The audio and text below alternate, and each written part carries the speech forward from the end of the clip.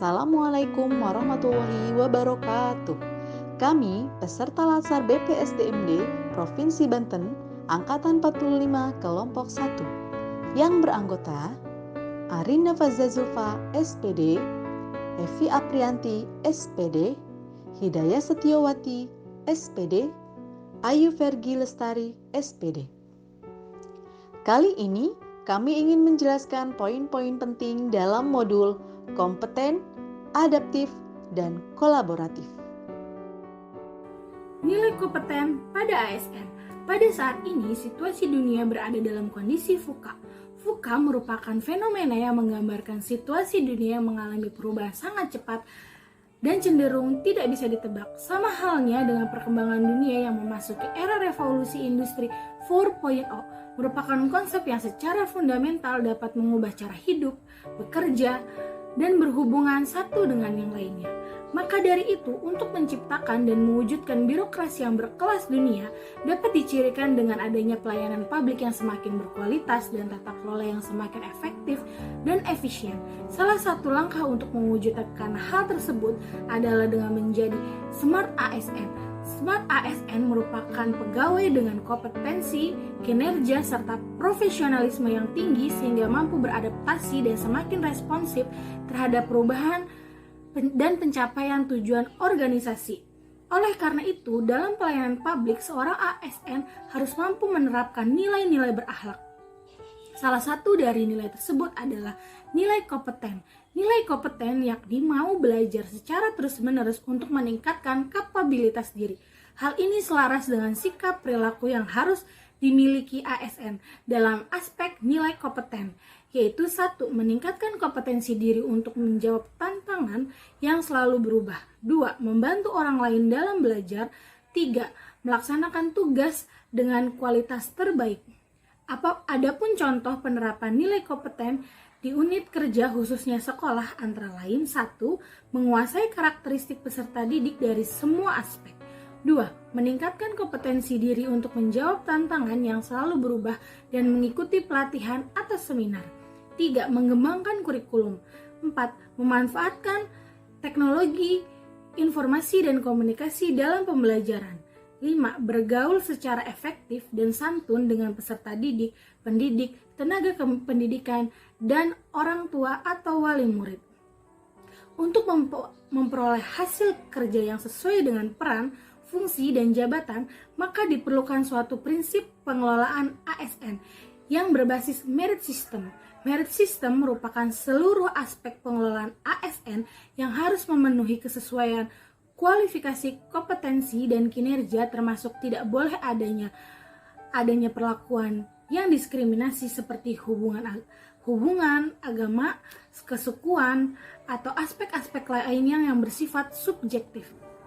Dapat disimpulkan, nilai kompeten menjadi nilai yang sangat penting bagi setiap pegawai ASN dalam meningkatkan kemampuan diri agar tidak tertinggal oleh perubahan zaman yang semakin cepat dan pesatnya perubahan teknologi di era revolusi industri 4.0. Karena itu, ASN dituntut untuk menyesuaikan diri dengan perubahan zaman dengan cara mau terus-menerus belajar dan memanfaatkan perkembangan teknologi dalam proses pembelajaran. Untuk mewujudkan core value ASN yang profesional, seorang ASN harus memiliki nilai-nilai dasar.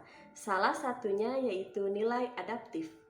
Adaptif mempunyai makna mudah menyesuaikan diri dengan keadaan di lingkungan sekitar, yang artinya seorang ASN harus dapat menyesuaikan diri dalam pelaksanaan tugas-tugasnya di sektor publik, seperti diantaranya perubahan lingkungan strategis, kompetisi yang terjadi antar instansi pemerintah, perubahan iklim, perkembangan teknologi, dan lain sebagainya. Untuk itu, seorang ASN harus memiliki beberapa fondasi. Fondasi organisasi adaptif dibentuk dari 3 unsur, yaitu landscape, pembelajaran, dan kepemimpinan. Terdapat 9 elemen budaya adaptif menurut Management Advisory Service yang perlu menjadi fondasi ketika sebuah organisasi akan mempraktekannya, yaitu yang pertama tujuan, 2 nilai budaya, 3 visi, 4 nilai-nilai organisasi, 5 strategi, 6 struktur, 7 pemecahan masalah, 8 kerjasama, dan yang ke-9 adalah aturan.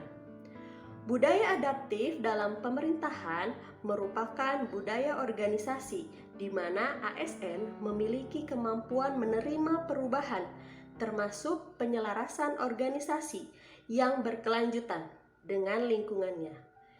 Juga perbaikan proses internal yang berkesinambungan untuk memastikan agar organisasi terus mampu memiliki pengetahuan yang mutakhir.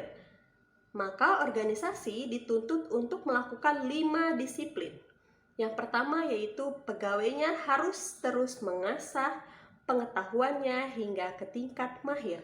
Yang kedua, pegawainya harus terus berkomunikasi hingga memiliki persepsi yang sama atau gelombang yang sama terhadap suatu visi atau cita-cita. Yang ketiga, pegawainya memiliki mental yang mencerminkan realitas yang organisasi ingin wujudkan. Yang keempat, pegawainya perlu sinergis dalam melaksanakan kegiatan-kegiatan untuk mewujudkan visinya. Dan yang kelima, yang terakhir, pegawainya harus terus berpikir sistematik, tidak kacamata kuda atau bermental silo. Budaya adaptif sebagai ASN merupakan kampanye untuk membangun adaptif pada diri ASN sebagai individu yang menggerakkan organisasi untuk mencapai tujuannya. Berikutnya, panduan perilaku adaptif. Seorang pemimpin adalah seseorang yang membawa perubahan adaptif, bukan teknis. Salah satu praktik perilaku adaptif adalah dalam hal menyikapi lingkungan yang bercirikan ancaman future. Berikut merupakan perilaku adaptif terbagi menjadi 2, yaitu yang pertama perilaku adaptif lembaga atau organisasional, yakni organisasi yang memiliki kemampuan untuk merespon perubahan lingkungan dan mengikuti harapan dengan cepat dan fleksibel. Yang kedua, perilaku adaptif individual. Seorang ASN harus selalu adaptif dan mampu menyesuaikan diri terhadap berbagai keadaan. Bagaimana membangun organisasi adaptif? Ada 3. Yang pertama, membuat tim yang diarahkan sendiri. Yang kedua, menjembatani silo melalui keterlibatan karyawan. Yang ketiga, menciptakan tempat di mana karyawan dapat berlatih berpikir adaptif. Selanjutnya, adaptif dalam konteks organisasi pemerintahan.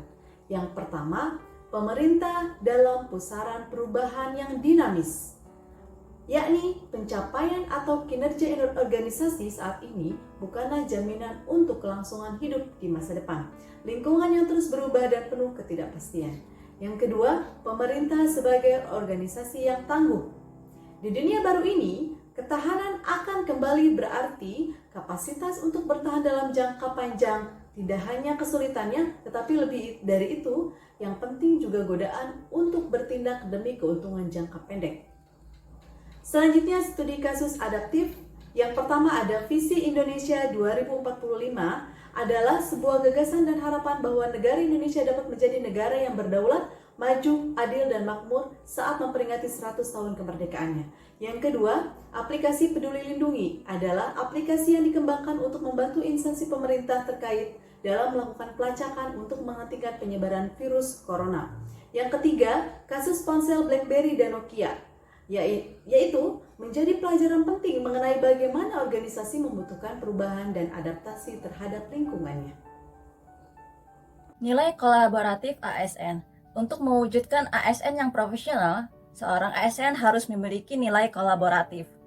Menurut Lindijk dan Seikert, kolaborasi adalah complex process which demand plan, intentional knowledge sharing that becomes the responsibility of all parties. Artinya, proses yang kompleks yang menuntut pembagian pengetahuan yang terencana dan disengaja yang menjadi tanggung jawab semua pihak.